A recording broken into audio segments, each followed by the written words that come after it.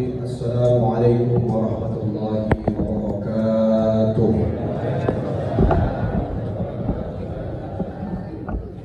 Alhamdulillahilladzi arsala mubasysyiran wa nadhiran wa da'iyan ila Allahi bi'idznihi wa sirajan muniran. Amma ba'd. Asyhadu an la ilaha illallah wahdahu la syarika lah wa asyhadu anna sayyidina Muhammadan abduhu wa rasuluhu la nabiyya ba'dah. Allahumma shalli ala sayyidina Muhammad wa ala ali sayyidina Muhammad. Hadirin ma'asyiral muslimin, jamaah Masjid Jami Al-Hikmah, jamaah sholat Isya dan Tarawih yang dimuliakan Allah Subhanahu wa Ta'ala. Pertama-tama yang saya hormati para alim ulama, tokoh masyarakat, dan juga yang saya hormati Ketua DKM beserta para jajarannya. Kemudian yang saya hormati pula bapak-bapak, ibu-ibu, jamaah sekalian. Alhamdulillahirabbil alamin, puji syukur kehadirat Allah Subhanahu wa Ta'ala. Alhamdulillah pada malam yang berbahagia ini, tepat pada malam yang ke-17 Ramadan, kita masih diberikan oleh Allah Subhanahu wa Ta'ala nikmat sehat wal afiat, nikmat jasmani dan rohani. Alhamdulillah sehingga kita bisa berkumpul bersama di masjid yang mulia ini.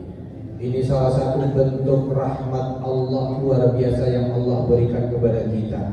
Kita berdoa dari 2 bulan yang lalu. Apa doanya? Allahumma barik lana fi Rajab wa Sya'ban wa ballighna Ramadan. Hari ini kita sampai di bulan suci Ramadan. Alhamdulillah. Berapa banyak orang-orang yang lain, tetangga, teman-teman, saudara kita yang mereka juga ikutan berdoa, tapi tidak disampaikan oleh Allah di bulan suci Ramadan. Maka sangat rugi sekali bulan Ramadan tiba, tapi dosa-dosa kita tidak diampuni. Na'udzubillah. Salawat bermutiarakan salam kehadiran junjungan kita Nabi besar Muhammad sallallahu alaihi wa alihi wasallam.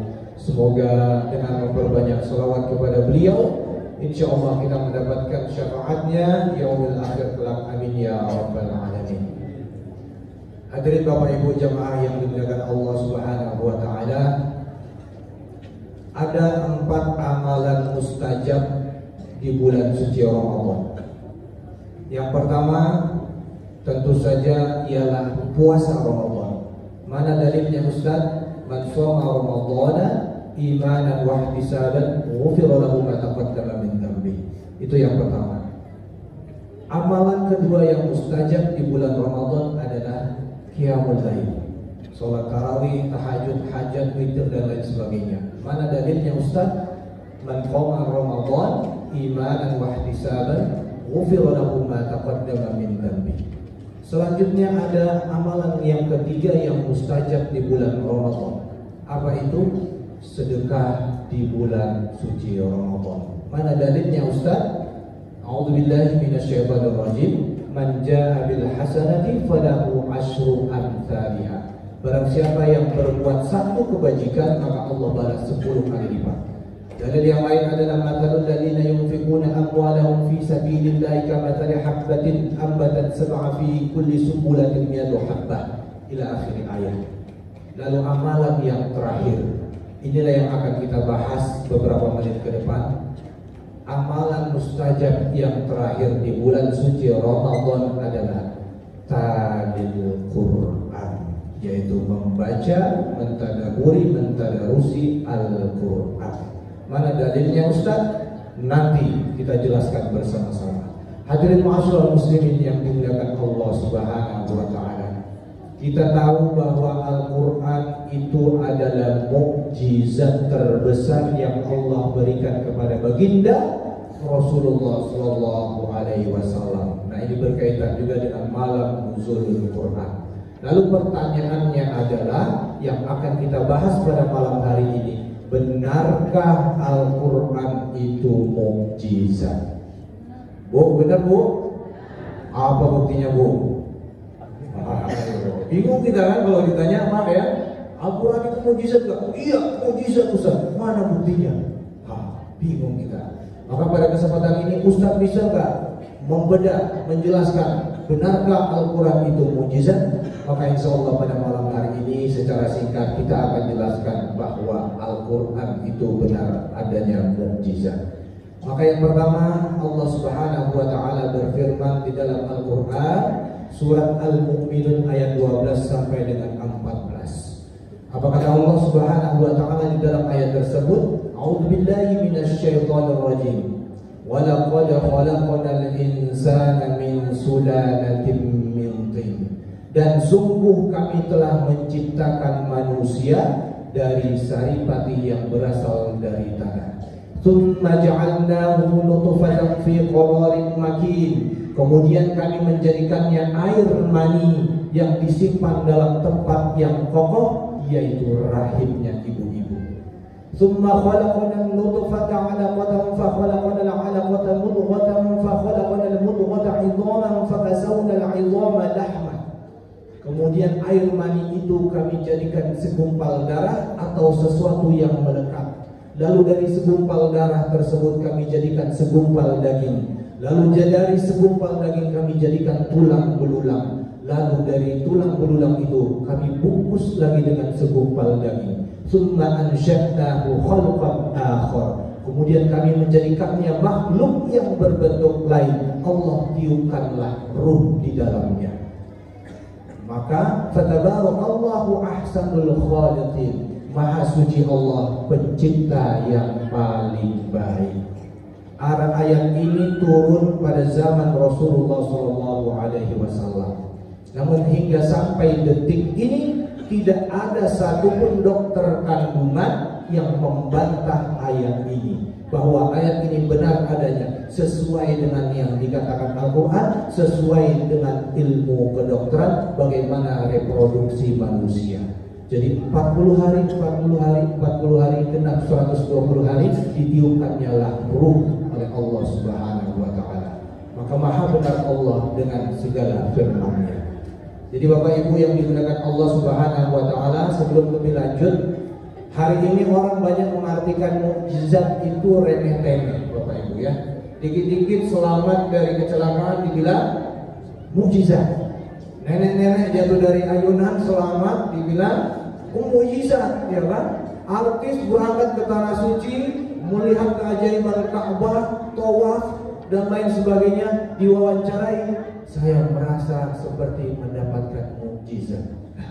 Padahal mukjizat artinya adalah kejadian yang sangat luar biasa yang hanya Allah hadiahkan, yang hanya Allah berikan kepada para nabi dan rasulnya dalam rangka melemahkan usaha orang kafir yang menghalangi dakwah risalah kenabiannya. Maka dipastikan setelah Nabi Muhammad SAW wafat, tidak ada lagi yang namanya mukjizat. Kalaupun ada, itu namanya karomah. Itu yang diberikan kepada wali-wali Allah, para ulama dan lain sebagainya. Kalau kita yang banyak dosa, Bapak Ibu, itu kita tidak dapat mukjizat ataupun karomah. Kalaupun dapat, kita dapat ma'unahnya saja, pertolongan dari Allah Subhanahu wa Ta'ala. Maka mukjizat ini terbagi dua Bapak Ibu. Ada mukjizat kauniyah, ada mukjizat akliyah. Mukjizat kauniyah itulah yang dapat disaksikan dengan mata kepala kita. Ibrahim alaihissalam dibakar tidak mempan, apinya menjadi dingin. Qulna ya narukuni bardan wa salaman ala Ibrahim. Nabi Isa alaihissalam dapat menghidupkan orang yang mati, orang yang penyakit buta dan lepra. Nabi Daud alaihissalam digenggamnya besi menjadi lunak. Nabi Sulaiman dapat berbicara dan tahu bahasa hewan dan lain sebagainya. Nabi Musa alaihissalam tongkat dilempar berubah menjadi ular, tongkat dihentakkan ke bumi, lautan terbelah. Itulah mukjizat kauniyah. Lalu Nabi Muhammad SAW tidak saja mendapat mukjizat kauniyah, tapi Nabi Muhammad SAW dia mendapatkan mukjizat akliyah. Itulah Al-Quran. Lalu Al-Quran ini ayatnya ada dua. Ada ayat tersirat, lalu ada ayat yang tersurat. Ayat yang tersurat tidak pernah bertentangan dengan ayat yang tersirat. Kejadiannya tadi nomor satu, bagaimana terbentuknya manusia, bagaimana penciptaannya manusia. Ayat tersuratnya membicarakan itu, dibuktikan sekarang. Hadirin ma'asyiral muslimin yang dimuliakan Allah Subhanahu wa taala. Lalu yang kedua, benarkah Al-Qur'an itu mukjizat? Ini bagi Bapak Ibu yang mungkin pernah jalan-jalan ke Eropa ataupun Afrika, perbatasan antara Eropa dan Afrika, ada namanya Selat Gibraltar yang memisahkan antara Maluku dan Spanyol atau Lautan Cordoba. Di sana dijelaskan, kita lihat bahwa ada lautan yang dua air mengalir berdampingan. Jadi di dalam Al-Quran surah Al-Furqan ayat 53 dijelaskan, wa huwa alladhi marajal bahraini hada 'azbun furatun wa hada milhun ujaj wa ja'ala bainahuma barzakhan wa hijran mahjura. Dan dialah yang telah membiarkan dua laut mengalir berdampingan. Yang ini airnya tawar lagi segar, sedangkan yang ini airnya asin lagi pahit. Dan dia menjadikan di antara keduanya hijab yang tidak tembus. Dan yang lebih uniknya lagi Bapak Ibu yang dimuliakan Allah, ikan-ikan yang ada di air tawar tidak mau menembus masuk ke ikan-ikan yang berada di air yang asin. Jadi maha benar Allah dengan segala firman-Nya. Lalu yang ketiga Bapak Ibu yang dimuliakan Allah Subhanahu wa taala, kita tahu Fir'aun laknatullah alaihi. Di dalam Al-Quran surah Yunus dijelaskan, fal yawma nunajjika bi badanika litakuna liman khalfaka ayah wa inna katsiran minan nasi an ayatina laghafilun. Maka pada hari ini kami abadikan jasadmu Fir'aun agar engkau menjadi pelajaran bagi orang-orang yang datang setelahmu. Akan tetapi kebanyakan manusia tidak mengindahkan tanda-tanda kekuasaan kami. Bapak Ibu yang dimuliakan Allah Subhanahu wa taala, ayat ini turun pada zaman Nabi Muhammad SAW. Lalu ditemukannya jasad Fir'aun itu kapan? Pada tahun 1896 ada seorang ahli purbakala dari Prancis yang bernama Laurent. Dia sedang menyisiri sungai Nil, lalu di seberangnya dia lihat ada sebuah lembah yang mencurigakan. Didatangi lembah itu, nama lembahnya bernama Luxor. Kemudian dia menemukan satu sosok jasad yang luar biasa, jasad yang masih utuh, lengkap dengan atribut pakaian kerajaannya. Lalu dikumpulkan para ahli purbakala. Setelah diteliti, benar adanya ini adalah jasad Fir'aun. Hingga sampai detik ini jasad Fir'aun berada di Museum Peradaban Mesir. Hadirin ma'asyiral muslimin yang dimuliakan Allah Subhanahu wa taala. Ayat ini turun pada zaman Nabi Muhammad, lalu dibuktikan pada tahun 1896. Jarak Nabi Muhammad dengan Nabi Musa alaihissalam kisaran ribuan tahun. Kemudian jarak dari kita ke Nabi Muhammad kisaran 15 abad. Maka maha benar Allah dengan segala firman-Nya. Lalu yang terakhir, ini yang keempat, benarkah Al-Quran itu mukjizat Ustaz? Nah ini yang keempat Bapak Ibu. Sebenarnya kalau dijelaskan banyak, bisa puluhan ya. Yang keempat, Allah Subhanahu wa taala berfirman di dalam Al-Quran surah Al-Zalzalah ayat 1 dan 2. Apa bunyinya? Kita semuanya hafal Bapak Ibu yang dimuliakan Allah. Idza zulzilatil ardu zilzalaha wa akhrajatil ardu athqalaha. Apabila bumi kami guncangkan dengan guncangan yang sedahsyat-dahsyatnya, wa akhrajatil ardu athqalaha, bumi akan meletus, bumi akan menyemburkan isi kandungannya. Ayat ini turun pada zaman Nabi Muhammad. Lalu kejadiannya miniaturnya kita lihat pada saat 26 Desember tahun 2004. Ingat kejadian apa Bapak-bapak? Tsunami di Aceh.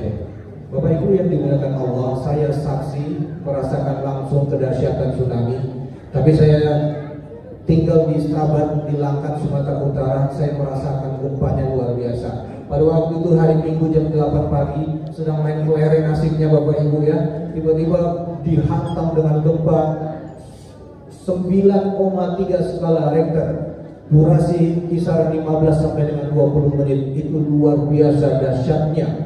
Itu bukan hanya ke kanan dan ke kiri kita digoyang, tapi ke atas bawah kanan kiri, atas bawah kanan kiri. Masya Allah, luar biasanya Bapak Ibu. Saya kira waktu itu kiamat Bapak Ibu, tapi saya pernah dengar ceramah Ustaz kiamat itu Jumat.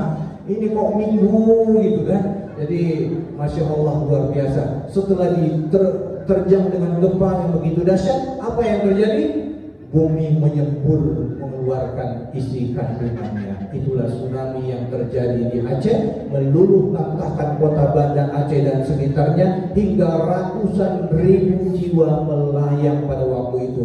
Air bah setinggi 6 sampai 8 meter, luar biasa. Dan setelah diteliti, orang yang berhasil selamat dari tsunami, yang sempat meminum air tsunami tersebut, maka ditemukan zat kimia di paru-parunya. Maka dia tidak bisa selamat atau tidak bisa sehat walafiat seperti sebelumnya. Maka benar adanya idza zulzilatil ardu zilzalaha wa akhrajatil ardu athqalaha.